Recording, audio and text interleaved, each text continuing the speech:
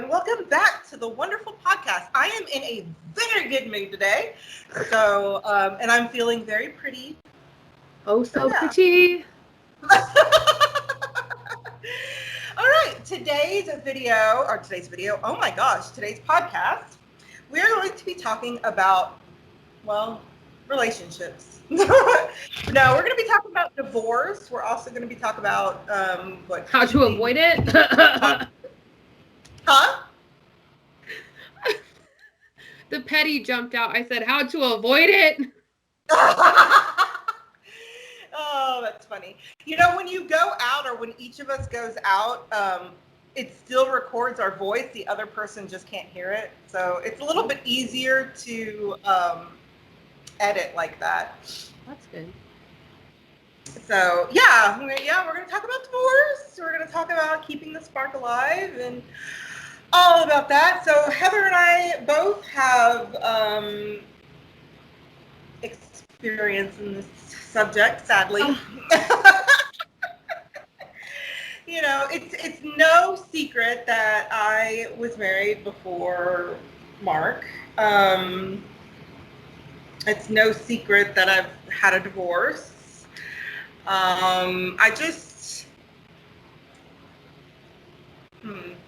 Go ahead. Both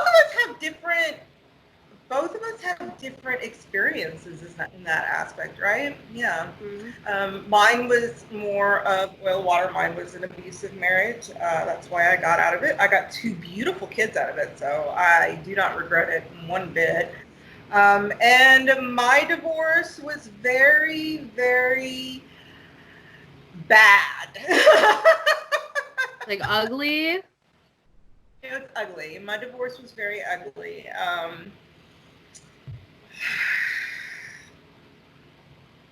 It was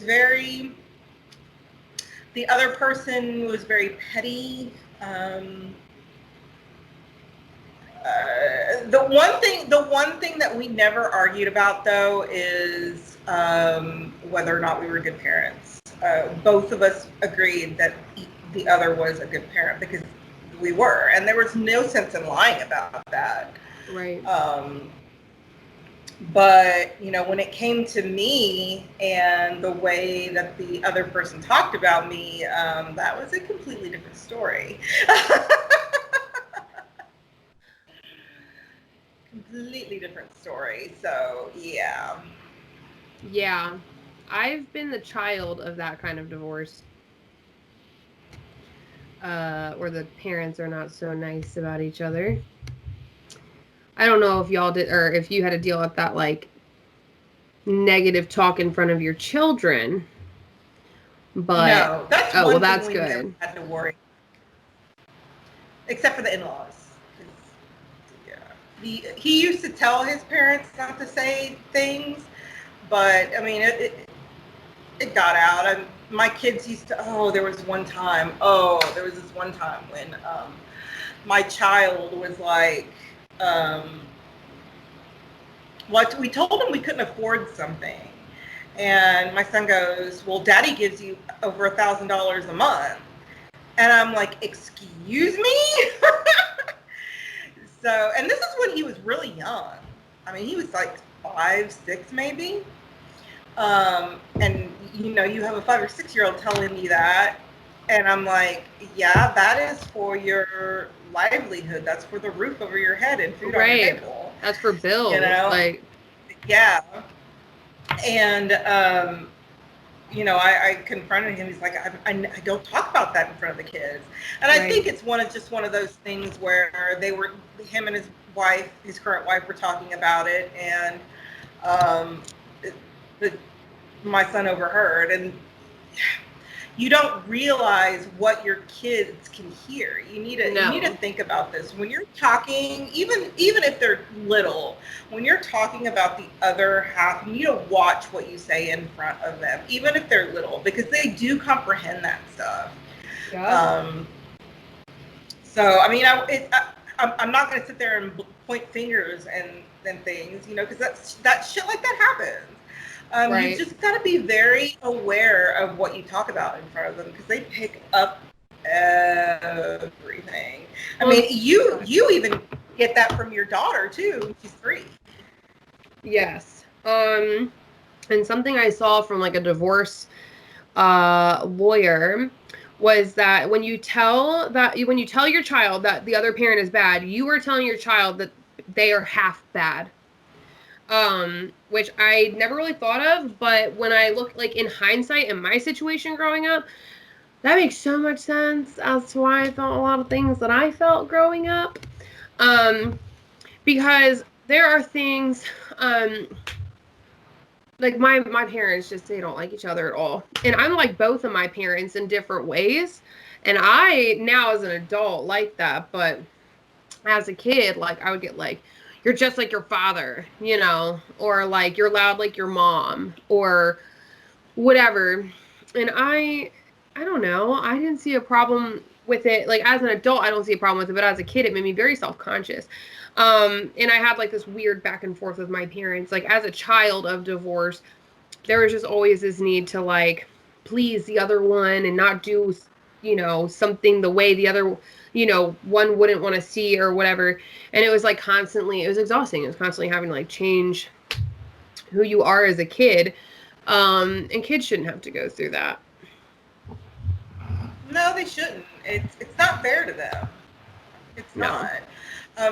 But yeah, and you see it from both ends too. You were the child of divorce Mm-hmm. too, so you kind of see that. I didn't. Yeah. My parents, they were married until my mom died.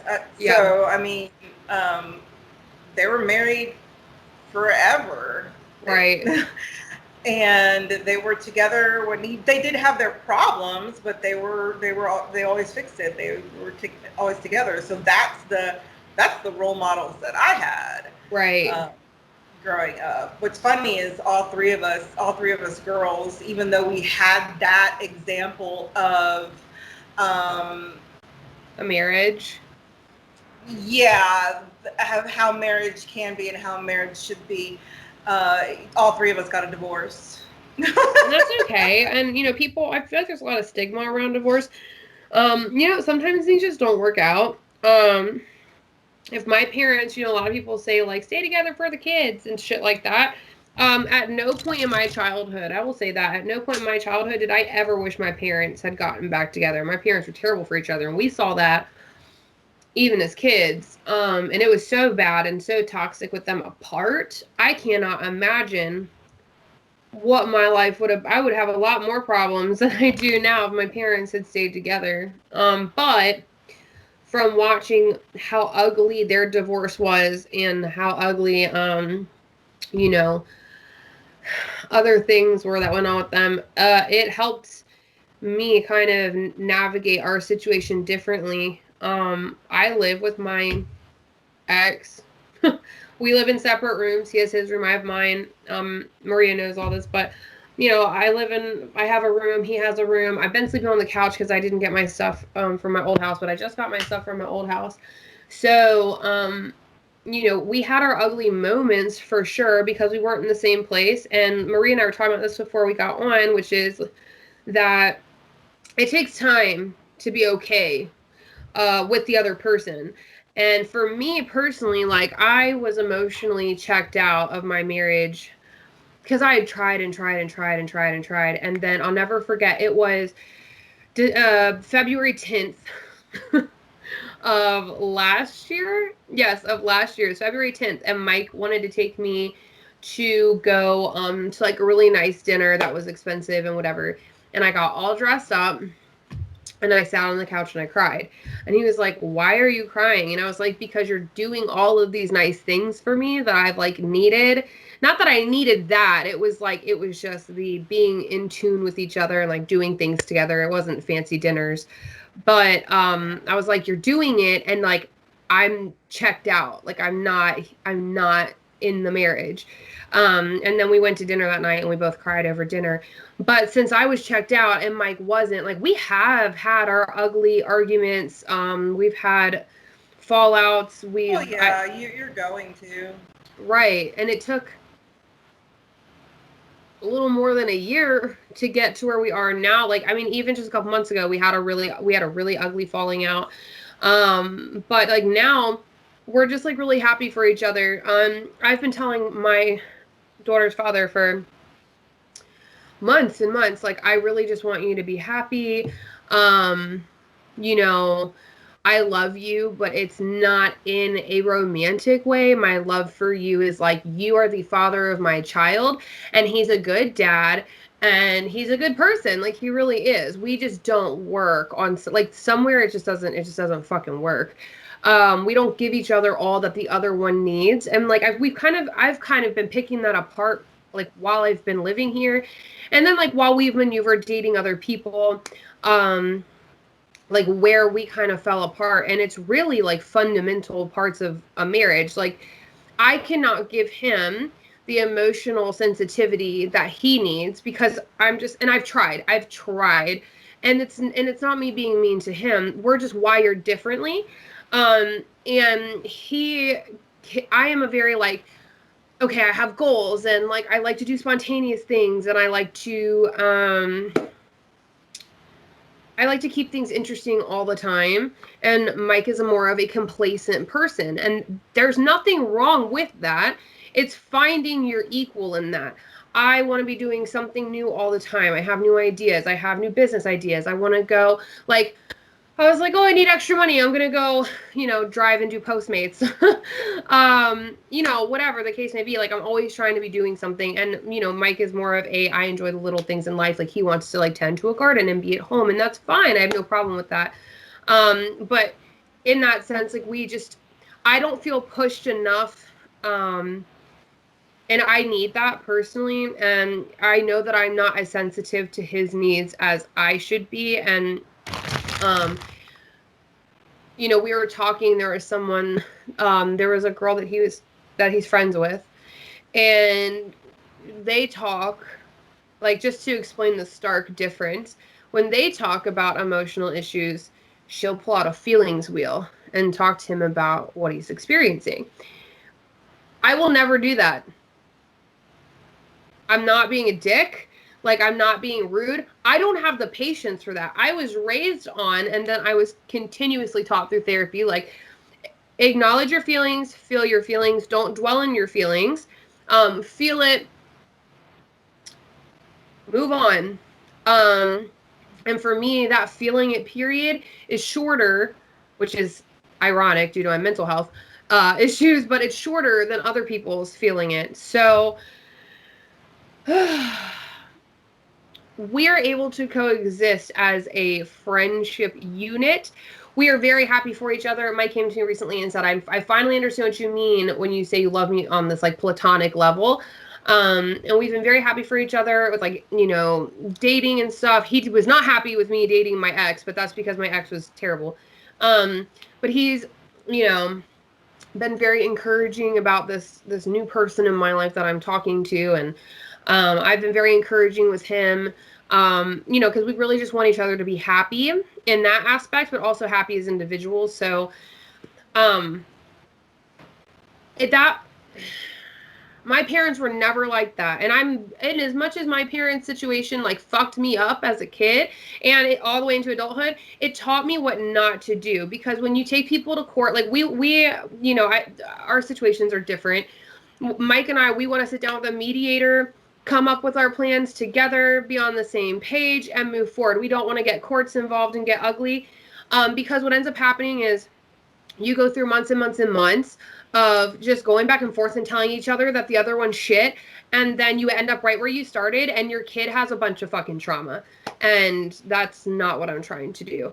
But I learned that from my parents. Any necessary steps that have needed to be taken in the interim, I've taken, because, it was advised of me. But I've never just been like, yo, fuck you, I'm going to try and ruin your life. Because, like, just nothing good comes out of that. And Mike wasn't, like, abusive or anything.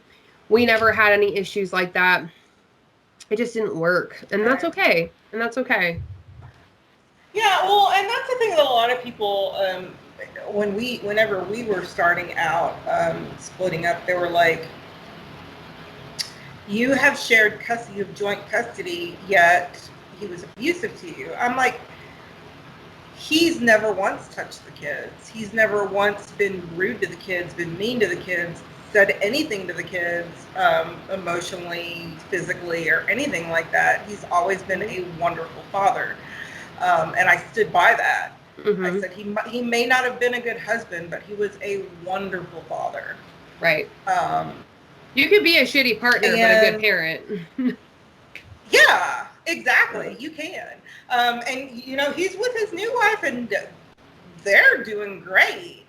But, you know, him and I just, we're not the right people. I honestly needed somebody to be a partner, to challenge me, to tell me when I'm, you know, when I'm not doing what I said I'm gonna do. Like the whole thing with the YouTube and Instagram and all that. You know, we talked about this in one of our other podcasts. There was a time when I was just kind of floating. I wasn't doing the work that I wanted to do, and my husband was just like, Mark goes, you say you want this, yet you're not doing what you need to do to get it. And I need somebody like that to push me forward. You know, my best friend does it for me, but I need my partner to do it for me too. Right. Not only that, my partner is very supportive of me. And my last marriage, he wasn't. My last marriage, he would have never, ever let me quit a high 5-figure salary to go do something that I wanted to do. He would have never let me. There were times when my sister and I were wanting to like open up restaurants or things like that, and he was just like, no, you're making good money. Why the hell did you want to do that? And I'm like, I'm not happy. Right. And my happiness is more important. Yeah, I'm not happy. And yeah, it is a very respectful career. And, you know, you tell people that you're an electrical designer and they're like, oh, nice. But I wasn't happy. And finally, engineers just really pissed me off. But, you know, and it took somebody that's he's in my field, and he knows how it can be. And I'd come home miserable every day, and he's like, you're miserable. Why are you doing this to yourself? You're like, am I allowed to do something different? Like, right, I know. I'm like, am I allowed to go do this? And he goes, yes, do what makes you happy. And, you know, our arrangement now, it makes everybody happy. You know, he worries about working and, you know, doing his thing, and I worry about the other stuff, the house being clean and food on the table. And yeah, I do my work, but it's it only takes up during the day, and then the rest of the night is focused on my husband. That's Mark's time. Yeah. Oh yeah. Mark will not. Oh, heaven forbid Heather text me or call me or whatever. I better be dying. Yeah, whenever it's Mark's time. Because, like, she called me one day, and Mark just looks at me, and out loud, he's just like, Heather, what time is it? It's Mark's time. Yeah, so, like, and then she'll text me. She goes, I know it's Mark's time, but I just want to ask you something. I'm like, it's fine. You know, he's fine with it just as long as it doesn't take up all night. My concentration isn't solely on Heather. Because he's like, you have all day to talk to Heather. This is my time. But then he sends me really inappropriate memes in our group chat all day, so. Yeah, yeah. He's both of us. It's fucking hilarious. It's hilarious. What's funny is the dynamic between the three of us. It is. That's hilarious. You know, it's. We've gotten some weird comments from other people. I'm like, dude, y'all are just insecure. Yeah, that's a real thing. I mean, Mike always knew, like, you know, because we joke, it's joking, you know, and Mark is very crude, and his humor is very crude, and I think it's fucking hysterical. But like Mike always knew, and he never said anything. But Justin, I would definitely hide messages from, and not because I had anything to hide, but because I was just so scared that he was gonna be like, why is Maria's husband, you know, mind you, Maria's in the group chat, obviously, so like, you know, it's not to me, it's just funny shit that's put out there. But I was just always so scared that he was gonna be like, how could you do this? Why would someone send you these things, and is it more or whatever, because I didn't feel like he was secure in our relationship, and all the red flags. All the red flags. All the red flags. And well, not only the thing is some marriages are like that, you know, where the woman doesn't want the guy, you know, just talking her, and the guy is the same way. You know, our marriage isn't like that. That's not how we are. We trust each other. He's got women friends. I mean, he had a revolving door before we got married, you know. Yeah, so true. There was a time when I would go out, and anytime I would go out, we'd meet somebody he dated. You know. Wow. And he'd still talk to him and whatnot. He's not this rude person, but just, you know, when you stop dating somebody, you stop being friends with them. See, and I'm not like that. Well, hold on, time out. It depends on the person, because I don't want you to get any idea. There are some people that you just have to cut ties with. There is no being friends. But my thing is, like, I feel like that's a conversation you have to have before you go into another relationship, a marriage, whatever. Mike and I always were, like, we had each other's passwords to our phones. Like, I didn't care. He didn't care. Like, we were able to go through everything. And like you said, it's trust. And so, you know, that was never an issue. He knew I was friends with my exes. One of my exes came over one time, like, not even to see me, he came to see my brother, but still, he came over, and, like, you know, my exes text me, and it's never romantic or anything like that.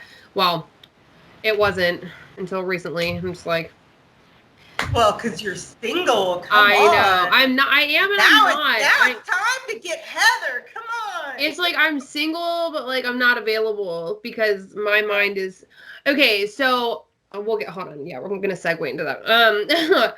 But that was never a problem. And so, like, moving forward with dating, it's so funny because, you know, you move forward, you start talking to people, you start dating, which I don't like the term talking. You're either dating or you're not. And so here's my thing. You have to, okay, it took me a while to rediscover my self-worth, right? So I started talking to somebody, and he's like, you know, if we never become anything and we're just friends, like, I really just want you in my life. Like, he's so kind, whatever. And so, you know, but then, like, a little bit of a romantic factor entered in, and I was like, I just want to be very clear with you that when I'm talking, quote unquote, to somebody, when I'm talking, I see that as dating, and I'm not talking to anybody else. I'm not leading anyone on romantically. Like, that's just how I am. And I expect the same reciprocated.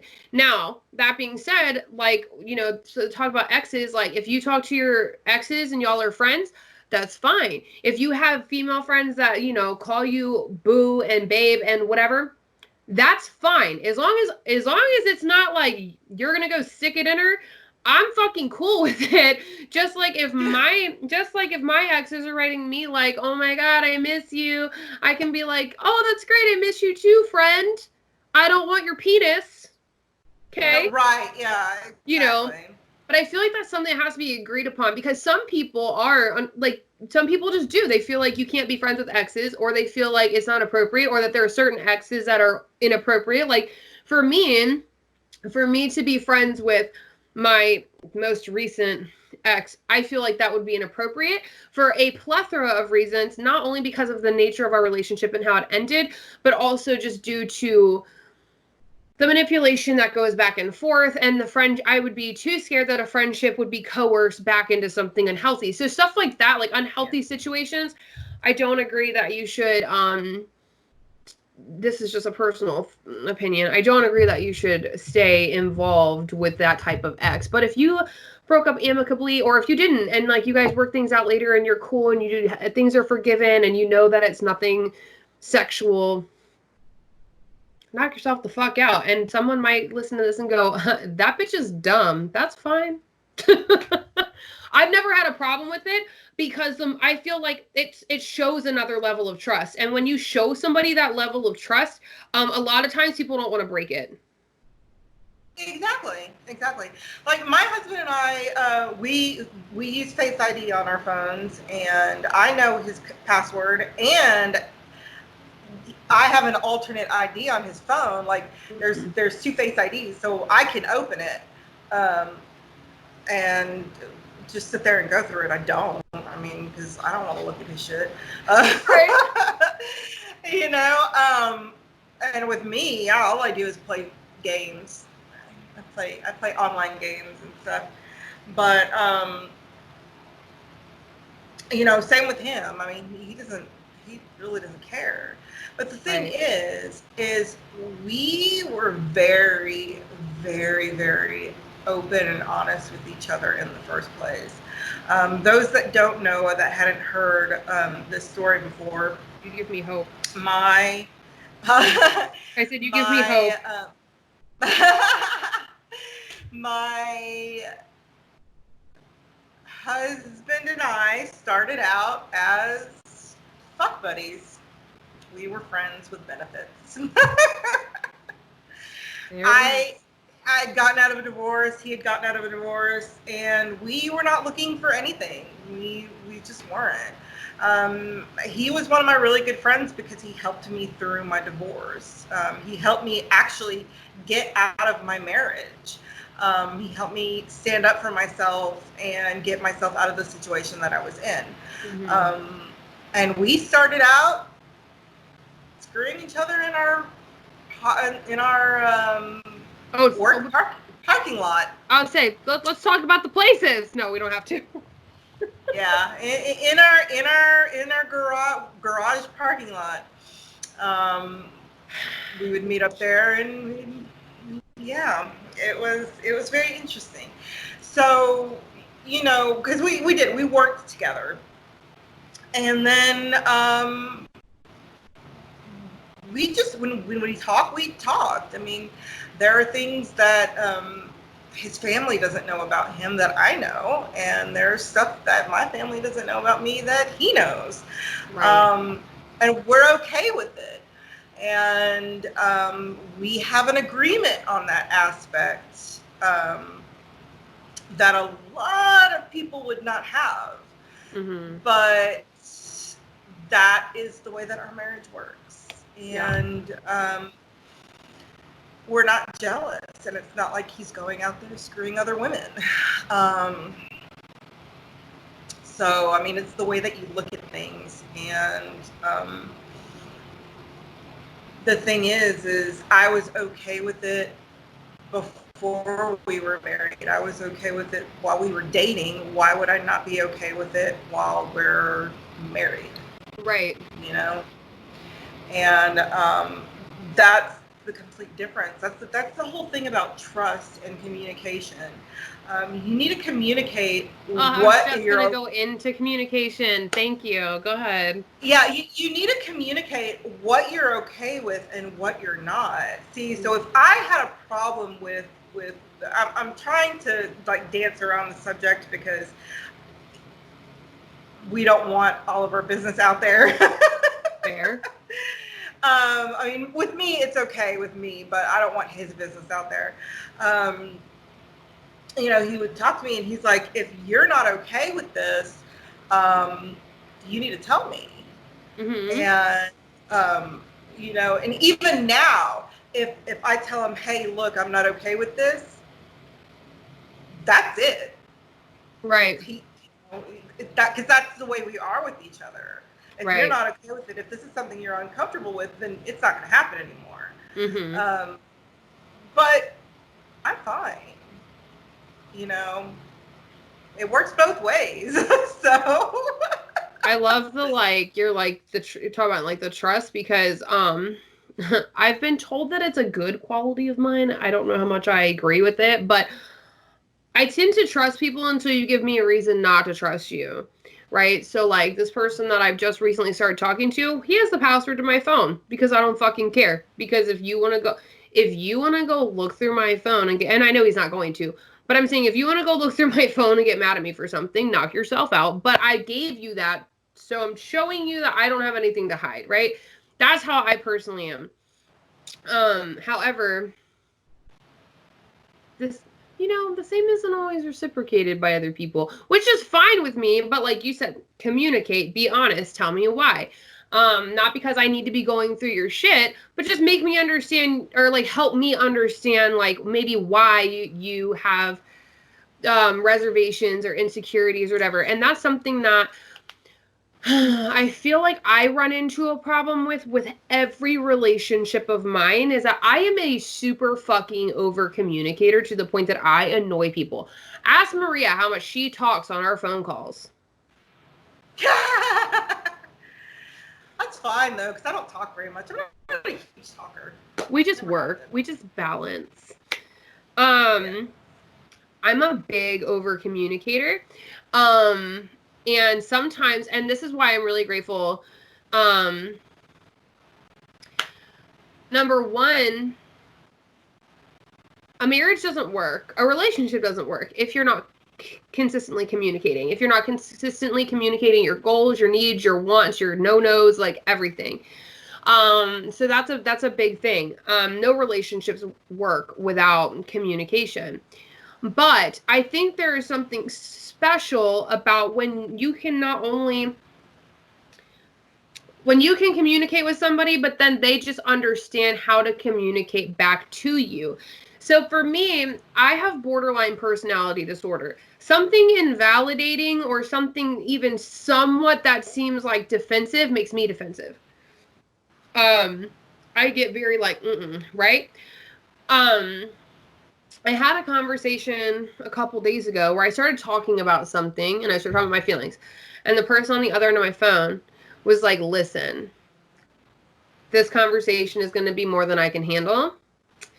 It isn't that I want to talk about it, but I don't want to talk about it right now because this is where I'm at today and I'm not trying to change like my mood today.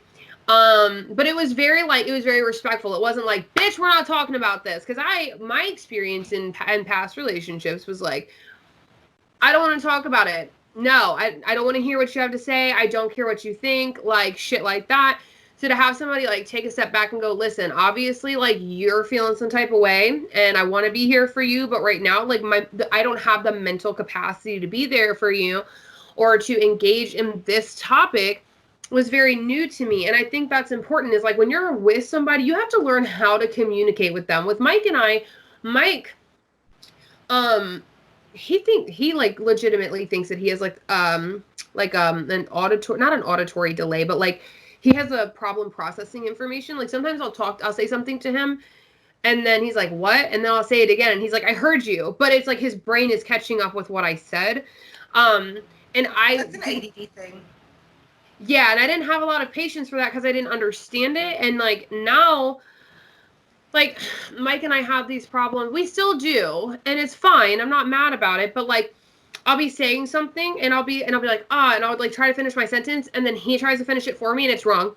And then I'm like, no, not that. And then I'll try to finish again and it's wrong. And I'm still trying to think what I'm trying to say. And I'm like, if you don't shut up, like, I love you, but I'm going to punch you. Like, let me just get my thoughts together. I feel like a lot of times, like, we're really trying to guess with each other. A lot of times Mike tries to be very sensitive with me, and it can go one way or the other with me. I've been working on, and he can attest to this, especially, so I don't want to like blow up this man's like ego talking about him, but this person that I met, he just like gets it like 99% of the time. And he's very different from anyone I've dated before in the sense of like, he's very self-aware and he's pretty healthy, and like where he's unhealthy, he knows it. And he can, it's just, it's a lot. So I've been very conscious of like how I communicate and how, like, I'm making changes and I'm reflecting on the things that I did wrong in my marriage and in my last relationship. I'm thinking about my language. And that goes both ways. So like, we had a little bit of a tiff recently, and I was just like, you know what? I'm not going to argue with you because I don't want to argue with you, and this was a misunderstanding. It's not worth arguing about. But instead of having like fights or instead of having like this constant miscommunication, it's just taking the time to calm down and say, okay, well, where could what could I have done better? Or what are taking into consideration what someone else is feeling or their perspective on something or their experiences in their own life. And that's something that I've never really, it's not that I haven't worked to do, because I have, but I've never been so hyper aware of the way that I speak to someone, and slowing down is very hard for me. Maria knows my brain is like everywhere all the time. Mine is too. So. Yeah, to slow down is like, oh, it's very uncomfortable. But again, like, it's just learning. You gotta learn, especially like if you are going through a divorce, you've been through a divorce, and now you're starting something up with somebody new. Like, you've got to, like, at some point, you have to acknowledge that like you were half of that marriage. Nobody fucked it up by themselves. You know what I mean? Like, so you have to reflect on like, okay, what could I have done better? And I think that that's super important when you're moving out of a marriage. I mean, when you're very, very true. Because my ex-husband and I had so many secrets. Oh my God, so many secrets. Like, just things you didn't tell each other? Yeah, I mean, it's just, and for the last like 2 years of my marriage, we did not sleep in the same room together. Oh wow. Yeah. Oh, that's how bad it got. So, and we didn't communicate, and so we didn't have that intimacy either. And that's the difference. And the only times that Mark and I get in really big fights are when we stop communicating. And it's happened a couple of times. When I was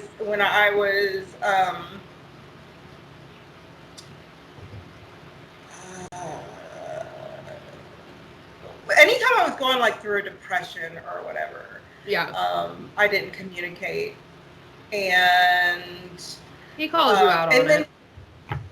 He calls me out. But he doesn't yell at me. He'll sit down and he'll like, look, I've been trying to give you your space, but this isn't working, and you're starting to make me feel like you don't even like me anymore. And we've had that conversation before, trust me. And which of course isn't the case. Right. I'm like, that's not it. This is what's going on. This is what's going on in my head. And I have high anxiety, and I'm an empath. if anybody has ever not been an empath and fallen in love with an empath, you know what we're talking about here. It's hard. It's hard. Especially when they take on each other's, when they take on other people's feelings as their own. Mm-hmm. So I mean, it's hard. But the thing is, when communicating, it's you've got to tell them what's going on. I mean, you have to, or else everything's just gonna crumble. You're gonna keep fighting, and then it's gonna be all over what? Something stupid, you know? Well, yeah. It builds up and blows up after a while if you just keep it to yourself. Yeah, and I think that, like, you also have to, like, know your partner in that sense, too, because I would have times where I was super depressed, and I would say, like, and this, okay, so I have, like, both ends of the spectrum. When I was, with Mike, Mike wants to fix it, and he's like, let's talk about your feelings, and, like, sometimes that's too overwhelming for me. That's why it's like you have to find someone who balances out with you, because like sometimes I do want to spill everything and sometimes I don't, and sometimes I don't even know. And if I say I don't know, that really means I don't know why I feel that way. And that's just part of being like having depressive issues. Like sometimes you don't know, right? And so there was that side of it, someone who wants to fix it all the time. And then on the other side of that, I had my last relationship, I would be like in bed, laying there, you know, what is wrong with you? And I'd say, you know, like, I'm just feeling depressed. Why? Well, I don't know why. Okay, well, that doesn't make any sense to me. And I was like, okay, well, I don't really care if it makes sense to you. That's how I feel. And because I'm feeling depressed, I don't want to get out of bed right now. And so that was the treatment that I got. But when the script flipped, and he was laying in bed and upset and felt depressed and was crying and didn't know how to handle it, I was very much just like, what can I do for you? What do you need from me? If you need me to walk away, I can do that. If you need me to talk, you know what I'm saying? I'm like, but you can't be the only person giving that. And I feel like as individuals in relationships, we need to learn to walk that line. Stop trying to fix everything or walk away from everything. There is gray area, and I feel like a lot of times people want to fix. And then when we don't know how to fix or we don't understand, we get angry. Walk the line. Ask your partner what they need from you. Ask them, you know, if they don't know what they need from you, that's okay. You know, sometimes it's like, okay, well, then do you want me to sit here with you, or would you like me to, like, give you some space? Usually that's, like, for me, that's the easiest place to fucking start, because if they want space, then there you go, done. If they want you to sit there, then you might be able to do a little more digging later, but you have to, you can't, both sides make you angry, because you can't fix it sometimes. But you also can't just throw your hands up and say your feelings aren't valid because I don't get it. Like, that's not how it works. Mental health. And that's kind of what happened, you know, right after my mom died, or actually right as she was dying. He went through the same thing with his mother. She died of cancer, and he basically had to slowly watch her deteriorate, and that's what I had to do. And you know, after everything, he comes over to me and he goes, "You're gonna have days. You'll be fine one day, and then the next day you're just completely crying." And he goes, "What sucks is I know what you're going through, but there's nothing I can do about it because you have to go through those emotions by yourself." Yeah. He goes, "I can be here for you and talk to you, but I can't fix it for you, and it makes me feel helpless." I was like, yeah, I totally understand. And he's right. You can't grieve for somebody else, but you can be there for them. Right. you know, and make sure that they know that you're there for them. But I got to go through all that shit myself. And right. It sucks. It sucks. Well, that's how it is. Right. That's a whole other thing in a marriage that people need to understand. And I'm not holding this against Mike at all. I have before, and I'm just not, and I'm not. Mental health plays a huge part when you get in any relationship. But when you marry somebody, then you're vowing to take that part of them as well. And I remember for the first year, I am very, very transparent about my mental health. I'll say I have borderline personality disorder. This is what it means. This is the work I've done, and this is where I'm at today. I may seem fine today, but I will have my days where I seem like a total fucking psycho because I just can't chill, and I'm very sorry for that. But, for the first year of our relationship, I don't know, it might have been more because I feel like I might have complained to Maria about this. I had this book, and it's called Loving Someone with Borderline Personality Disorder. And I was like, read this book, because I read it and I loved it. I thought it was very spot on. Like, just read it. And he's like, I'm gonna. And it was in the trunk of the car. It was thrown somewhere. It was, whatever. And he's like, well, I can't focus on reading something. I have to do an audiobook. Time. When he told me he had ADD, I don't get it because I don't have it.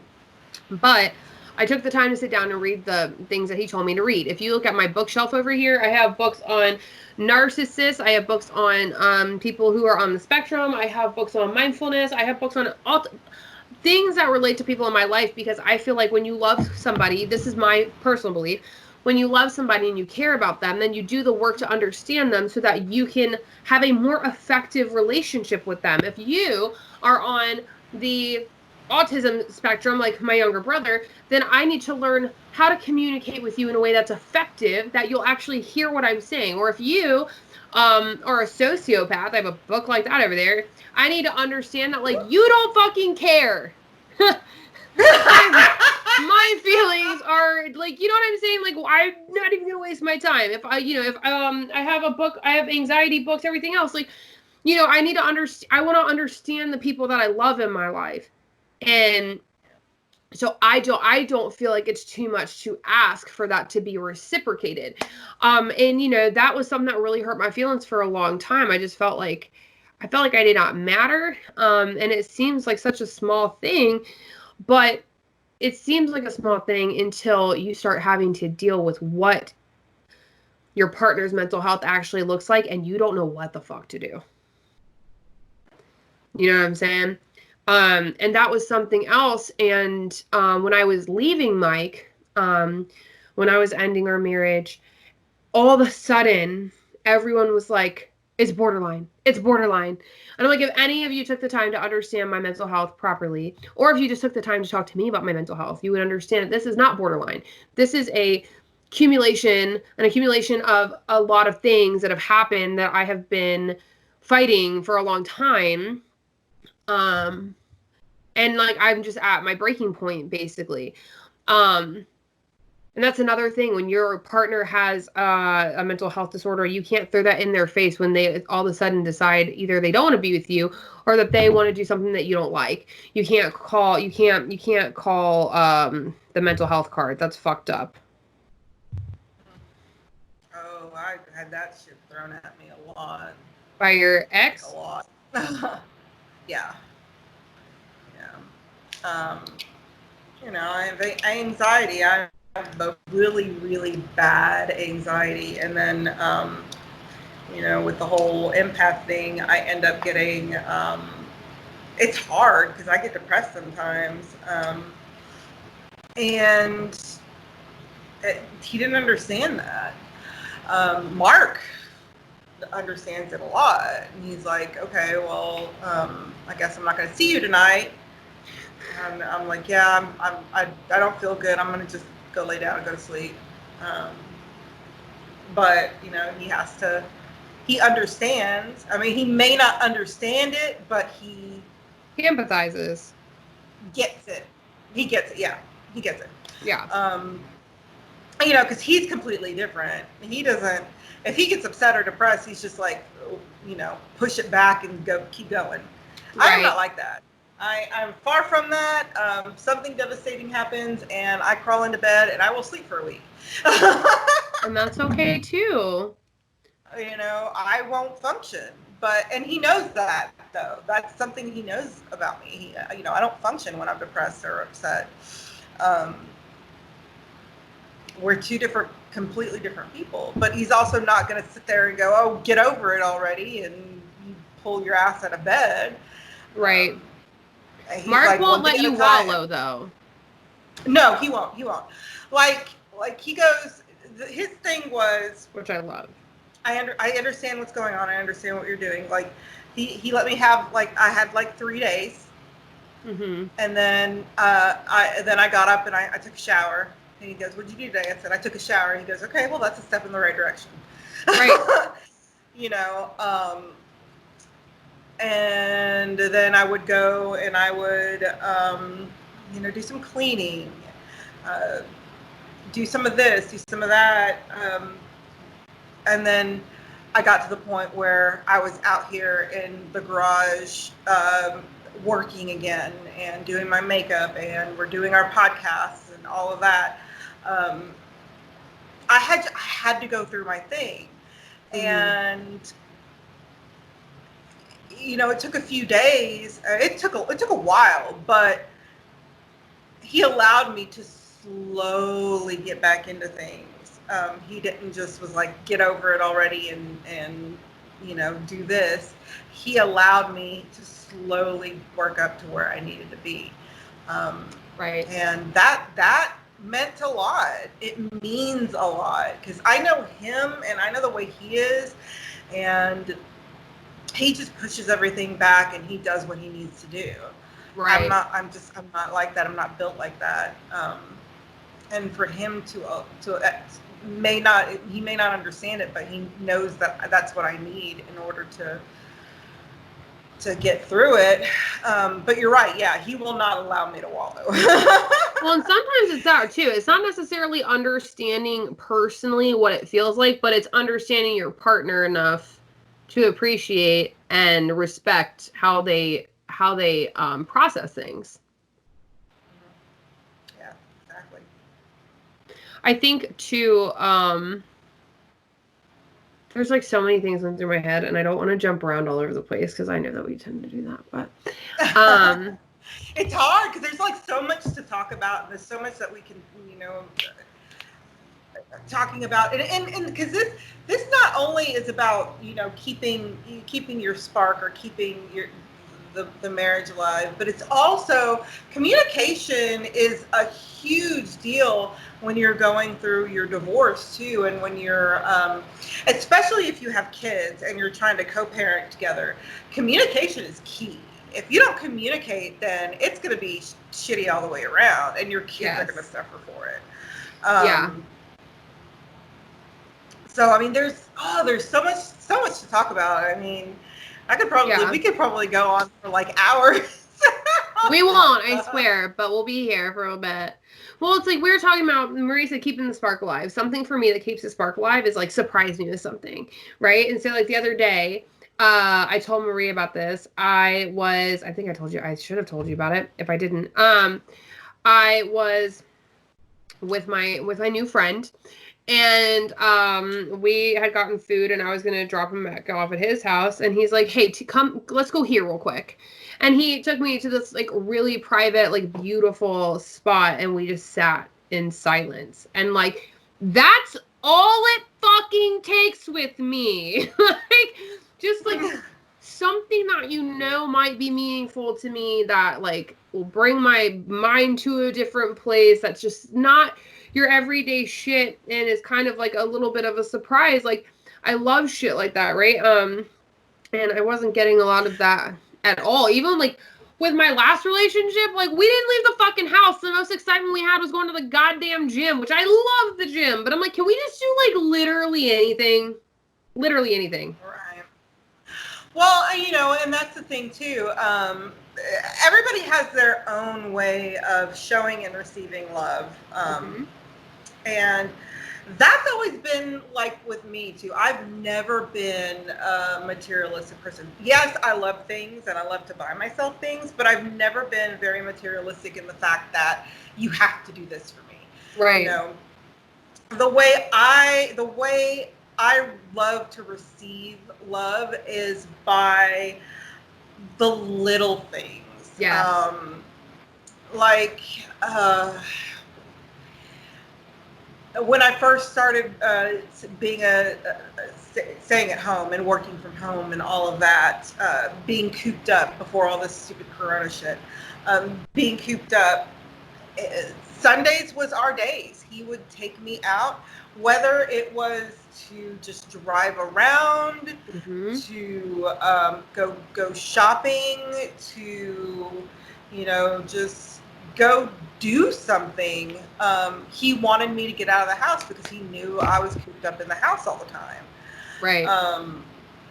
And it's just little things like that. Or he'd come home and he'd come and grill for me, or he'd come home and he'd do the dishes for me.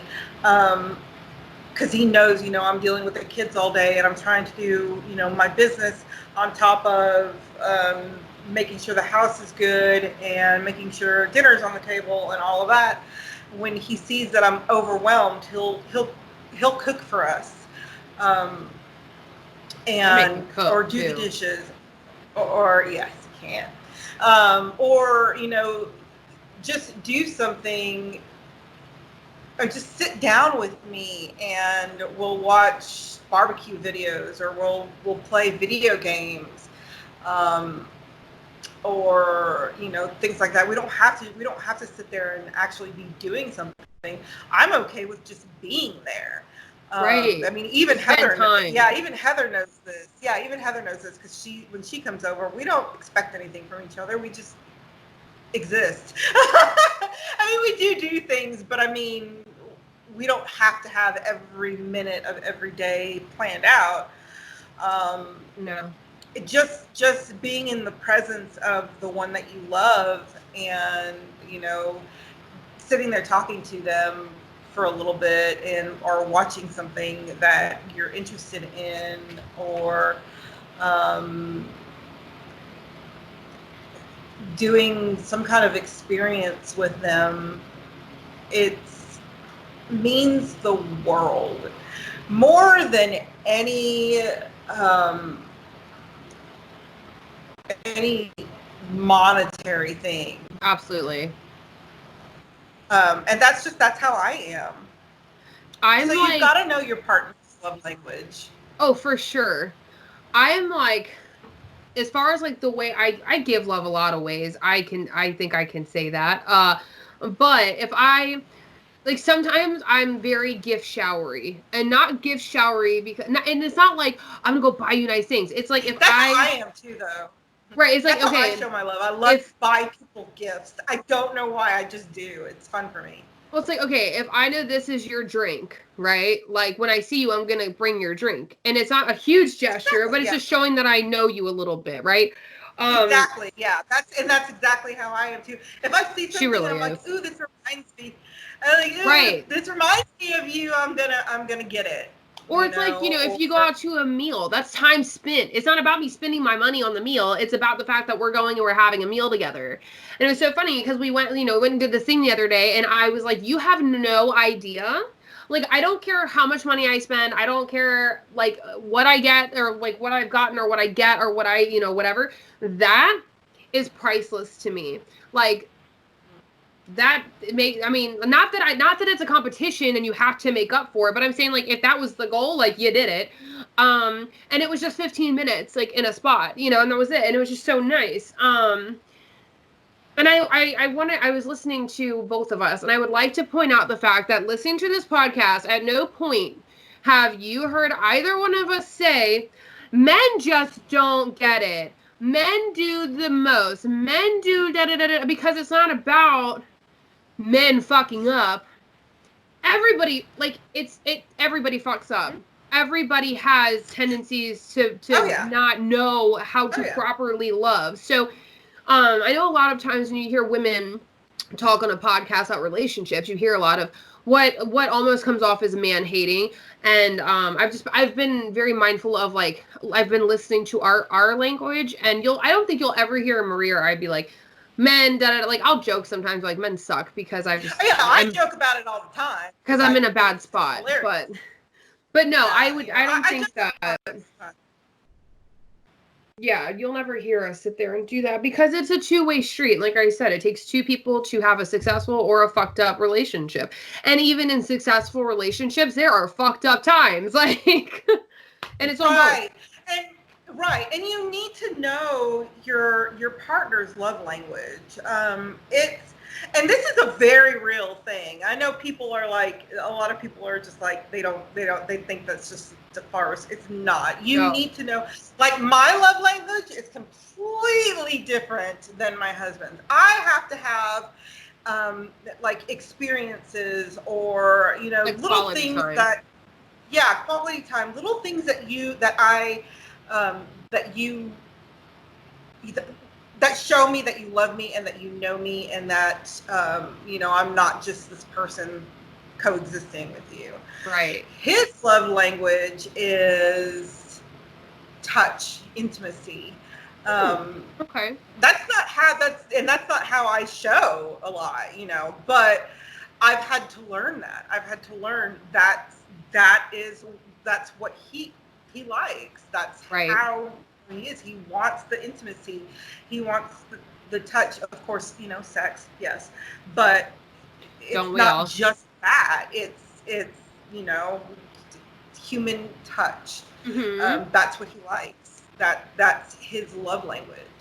So take that away from him, and then he starts thinking something's wrong.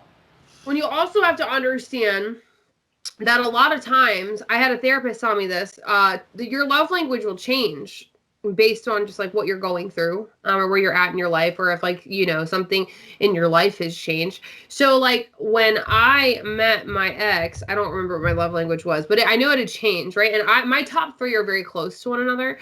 I am funny. I'm big about like quality time, words of affirmation, and I forgot what the last one was. Yeah. But I have also found that I need to be touching someone, and it's not like sexual, but it's like, I want to hold your hand, or I want my hand on your back, or like I'll put my hand on your knee, or like something. And it's like, it doesn't have to be like, you know, trying to touch a dick. Like, it's not like that. I just need to be like I want to feel close to you physically, even if I'm not like on top of you. I get made fun of, and I'm told that I have separation anxiety. Whatever. But like Maria was saying, like, my favorite things, and I had told Maria's heard me fucking blab about this for the last 2 weeks. I'm like, there's conversations, and there's time spent, and there's, you know, music, and there's, you know, just learning about one another, and there, you know, there's experiences, and it's so much.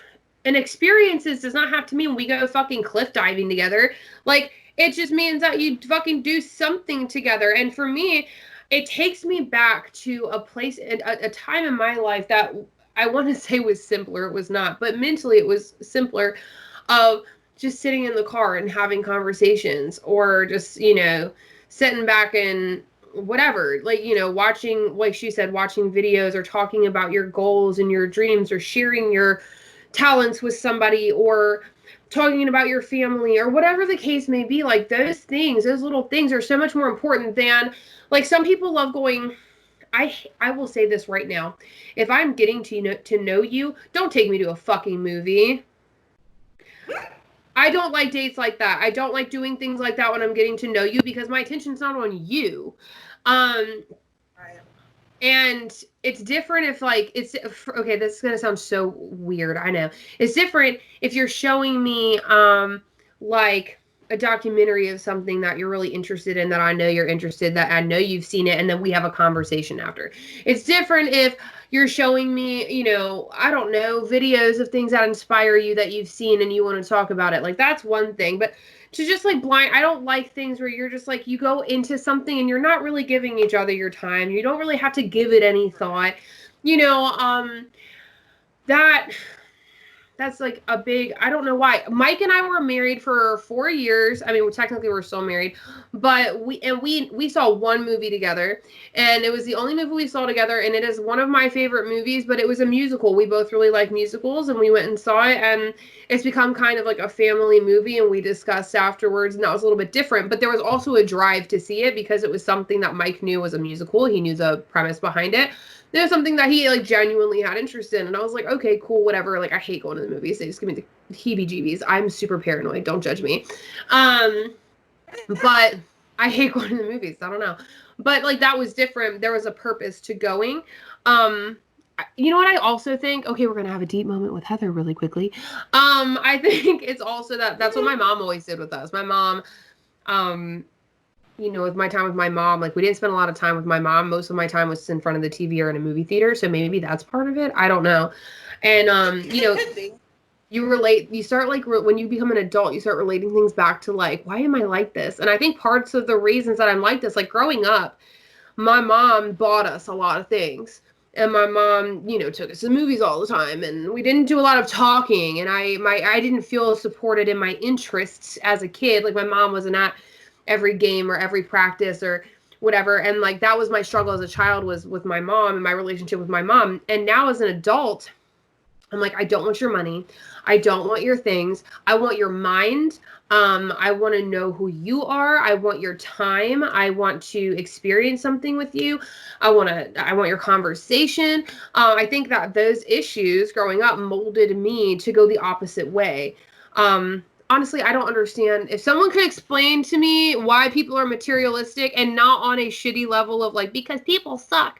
Like if someone can explain like the psychology behind being materialistic, I would love to know it. Some people, that's just the way that some people are. I mean, but for me, I'm like you. Give me a deep conversation over any day. Gifts any day. Like I could have deep conversation, and you can be so connected. And I think that's why I had an issue with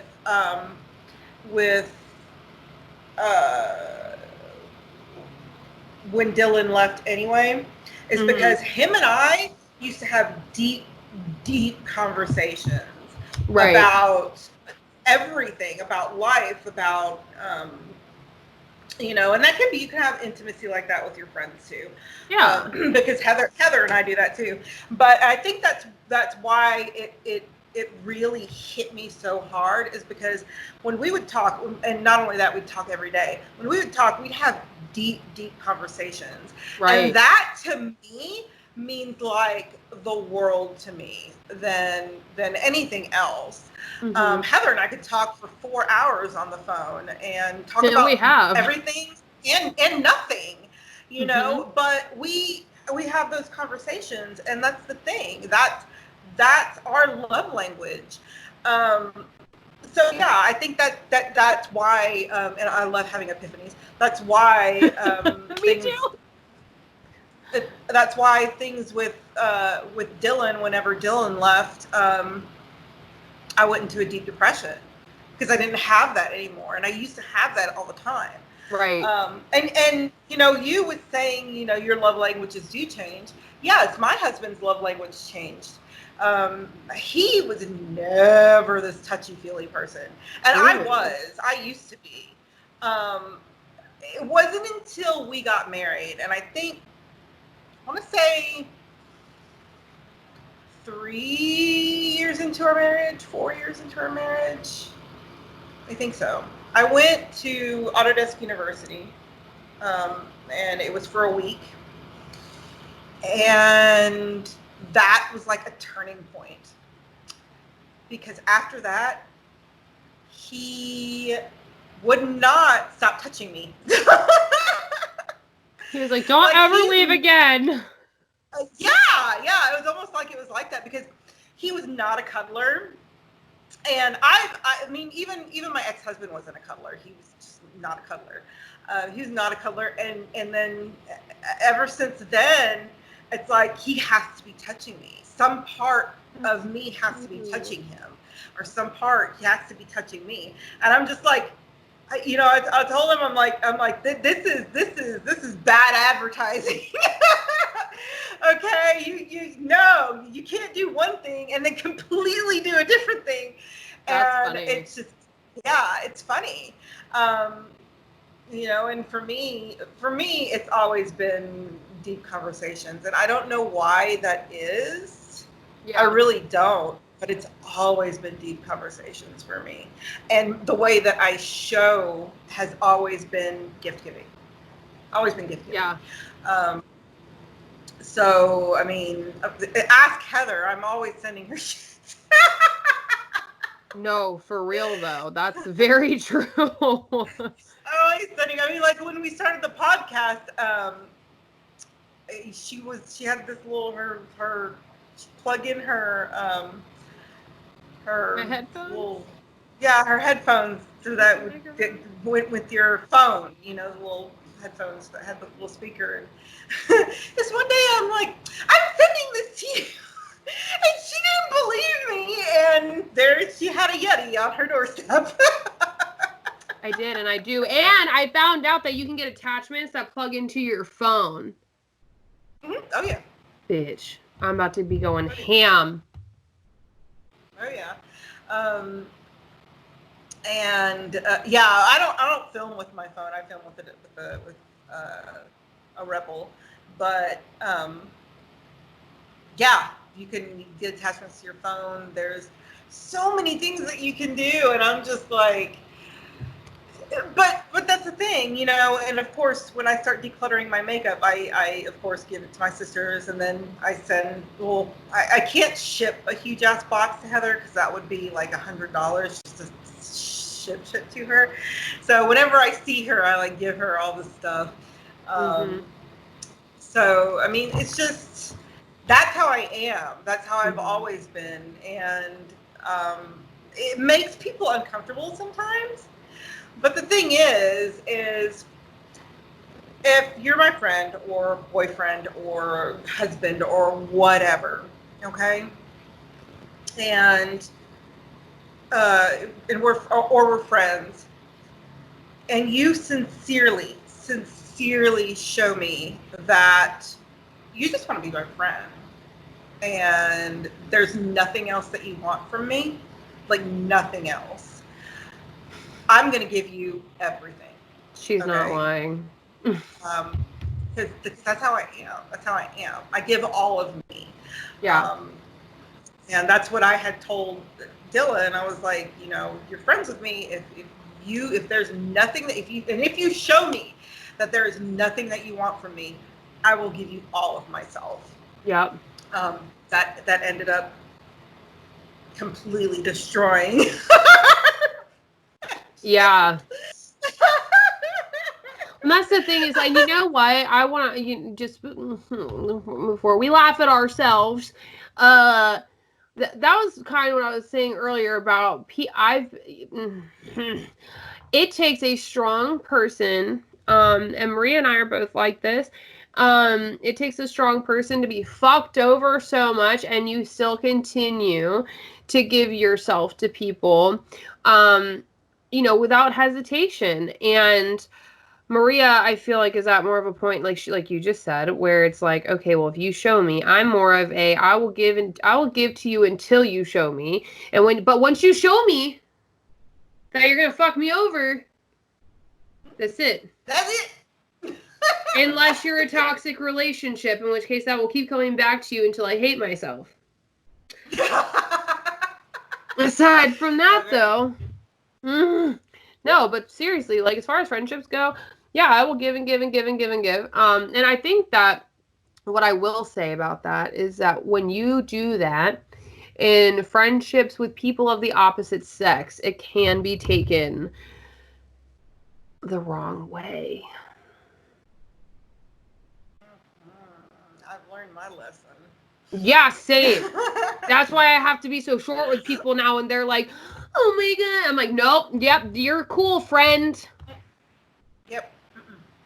Yes. Yeah, it's my connection. My connection sucks. I need to get another extender, and a very good extender. I just haven't actually done it yet.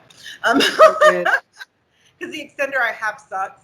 It keeps breaking the connection, and I don't have internet. So right now I'm on my home internet, and I'm in the garage, so it's a little patchy.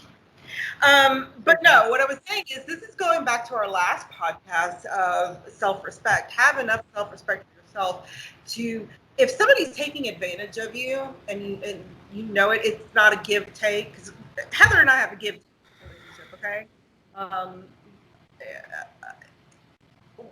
We give of each other. Mm-hmm. All right. See, I do things for her. She does things for me. Mm-hmm.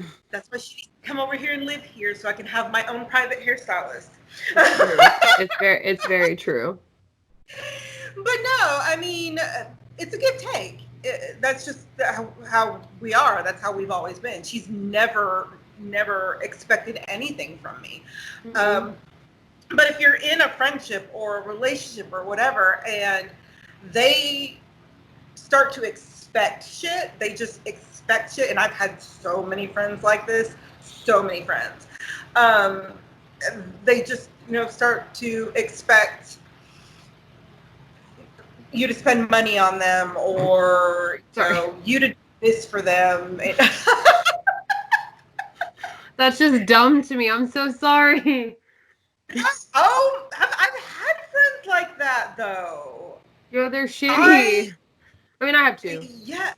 No, I've had friends like that. They expect it. They expect you to spend money on them, and you don't get that. You don't get any of that shit back. Or they expect your time. They expect, a lot of your time, or you to do this for them, or you to do that for them. I'm like, dude, you don't ever expect that shit. Like, ever. I mean, like when I went to North Carolina, and Heather was doing my hair. She would do my hair, and I'm like, look, I'm at least gonna buy the supplies for you to do my hair, okay? You don't want to expect. You don't go in there expecting things. You've gotta. It just gets on my nerves. It seriously gets on my nerves. Okay, when people they just do that. They just expect you to do it for them, and they expect you to do it for free. Just because y'all are friends. I'm like, dude, no, you don't do that. Friends don't use each other. Yeah, but that's how that's how I've had friends. That's why I'm like, I have my claws in Heather, and she's not going anywhere. You know what? I would just like to take this moment to tell everybody who's ever said that I'm a shitty person or a shitty friend or whatever to fuck off. Okay, because this is 3 years in the making, and what have I fucking asked you for? When have I fucked you over? Like, honestly, my whole thing is, I am so big about, and this translates into relationships, I am so big about reciprocation. Just reciprocate. Like, I don't need you to spend your money. I don't need you to fucking shower me in lavish fucking whatever. Just reciprocate the energy I give you. If I give you good energy, give me good energy. If you give me good, I'll give you good. Like, it's a give and take. Like, if there are expectations, fucking state them. And if I know that I can't live up to them, I'm gonna be like, no, that's not gonna work. Like, I really appreciate that you really think I can do that, but no. But honestly, like, reciprocation is everything. Like, and it's so easy, and that's why our friendship works, and that's why, certain relationships work and certain relationships don't, because, you can't be given, 100% and someone else is given 50. I understand that there are times in relationships where someone else will be lacking, and I am not dumb. I get that. But I'm saying you can't give 100%. This is what I did in my last relationship. You can't give 100%. Sorry, someone was calling me.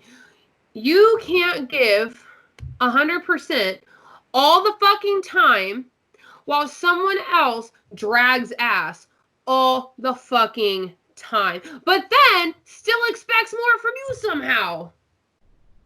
Oh yeah. Sorry, I got really mad. And no, it's true. And my sister has said the same thing. I mean, my sister, when she was going through the divorce, or when she was in with her husband, don't want to get started on that end. Her ex-husband. Mm-hmm. Her and her 2 kids lived with us. They lived with us for a while. And then when their air conditioning went out, they lived with us again for a little while.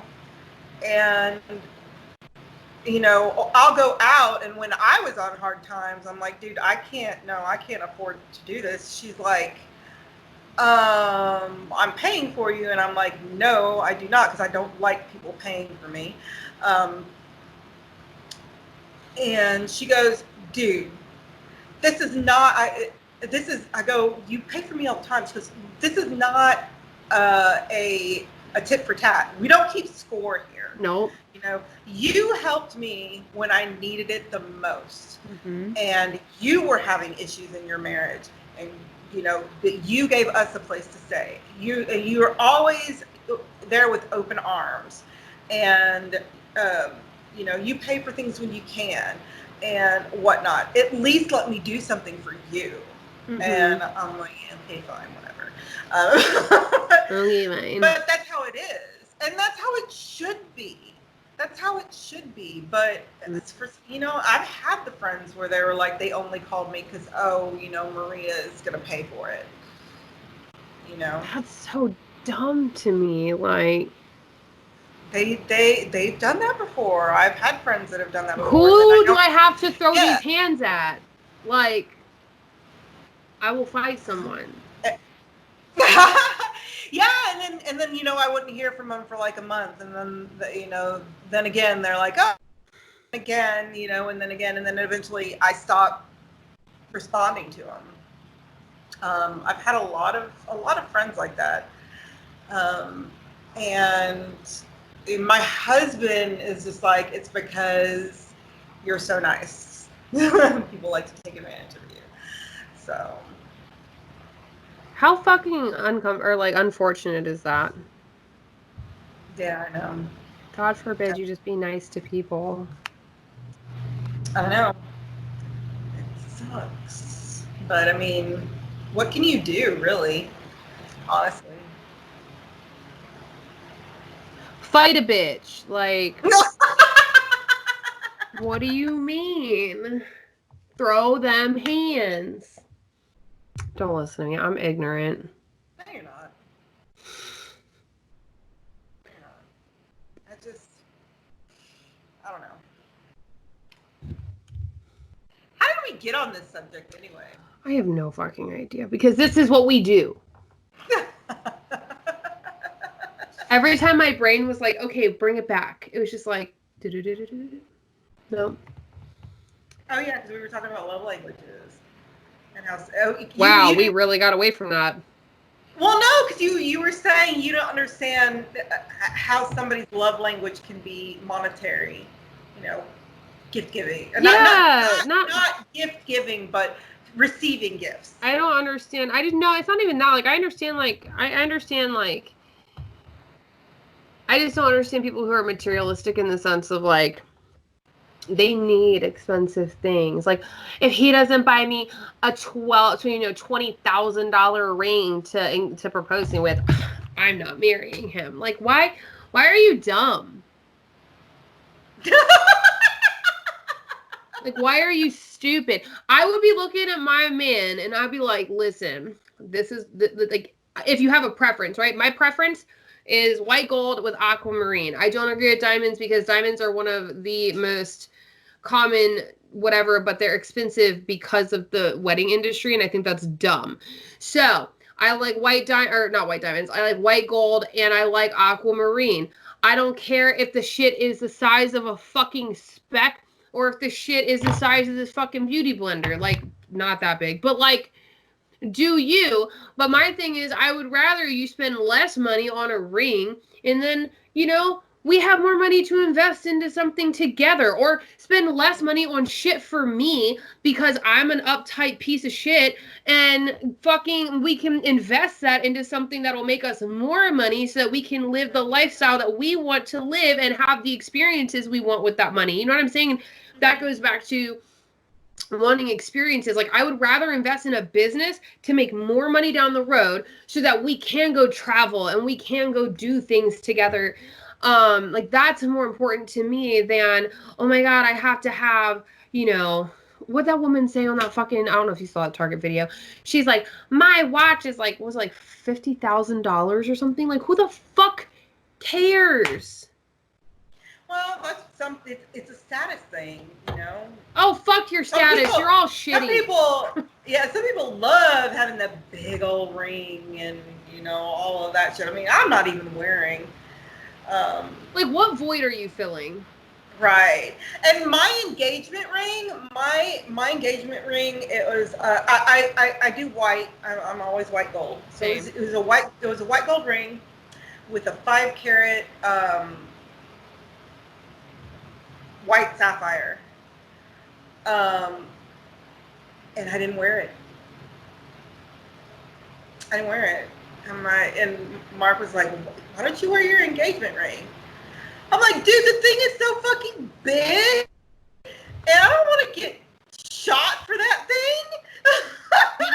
You know what though? Like, look, we brought it back to marriage. Look at us. If you are going into a marriage for the ring and the wedding, don't go into the fucking marriage. I don't care if you fucking tie a piece of rope around my finger and say, please be with me for the rest of my life. That's fine. That's fine. Like, if you want me to be with you that bad, that, like, you're like, I want to give you something nice, but this is literally all I can muster up. That bitch, cool. I have to fucking wear something. Like, I'm really glad that you had the fucking balls to put a fucking piece of rope around my finger. Like, that's great. Like, when I got married to Mike, we got married at the courthouse. Everyone wanted to do bigger shit for us. And we were like, no. And, like, sure, would a big wedding be super fun? Yes. And if I had a big wedding next time, it would not be for the big wedding. It would be for the fucking experience. Like, that's it. And there are people like that who, like, they look for a man who has money and cars and, you know, a certain kind of house and this, that, and, like, yeah, I would rather build with someone who's broke but wants good things and has good intentions and has a good mindset and is working towards not being broke and, like, you know, than someone who has all the monetary and physical things but is just an absolute piece of garbage. Right. That's just how I feel about it. Like, I just don't get this this need for fucking things. And you know what that is? Like, that's what fucking that's what society tells us we fucking need is things. And I'm like, I don't care. Sorry, I just got an appointment come through on my phone. That's all. Oh. No, but I mean, you're right. You're right. It's just that's society. That's society. And that's the thing. I mean, it's hilarious because a lot of people ask me why I don't wear my engagement ring, and I'm like, dude. And not only that, it's dangerous because I do a lot of, like, if I'm in the car, I'll, like, backhand my husband, or, you know, we say things like that, and I just go like this, and I ended up hitting him with this hand with my ring, and he's like, damn, that thing hurts, you need to stop doing this. Bitch, you bought me a weapon. Whose fault is that? Right. You know, and I got to the point where I was like, dude, I'd go out and about, and I was so self-conscious of it because everybody would ask me about it, and they're like, is that thing real? I'm like, it's a white sapphire, it is not a diamond. Right. You know, it was huge, and it looked like a diamond. And I was just like, I can't, no, no. So we ended up downgrading it for a 3/4 carat pear-shaped diamond. Well, it was actually an upgrade, not a downgrade. But the stone was a lot smaller, and I still don't wear it. It's funny. My brother's been married for, oh God, I don't even know how many years. They're coming up on their anniversary. They've been married a long time, and neither of them have worn a wedding ring their entire marriage. But you know what? Those two have been through the worst and best things together. Mm-hmm. And they stick by each other. So it's like, who the fuck cares about that shit, man? Like, if you want to fucking deck me out, cool, but I'm not expecting it. Yeah, exactly. And the thing is mainly it's because I really don't wear jewelry. And like, I'll wear necklaces, I'll wear earrings, every now and then, but I really don't wear jewelry. Me neither. And that's just the way that is. And Mark used to wear his ring all the time. I don't remember why he stopped wearing it, but he doesn't now, and it's not a big deal. Right. And I know a lot of women who are just like, you better be wearing that ring, and I don't care. Or what? But here's if my thing. If you're dumb enough to fucking cheat on me, you're dumb. Like, that's not even, like, if you're not gonna wear, first of all, if I don't trust you to be faithful to me without a ring on your finger, why are we married? Second of all, if we're married and then you're not wearing your ring, I'm not gonna say shit, but if you choose to take that as an opportunity to go fuck around, that's your loss, bud, not mine. Right, exactly. And that's the thing, because we were having this conversation in Facebook one day, and it's funny. The whole premise of it is, yes, I do trust my husband. There's a lot of trust in our marriage. But I'm like,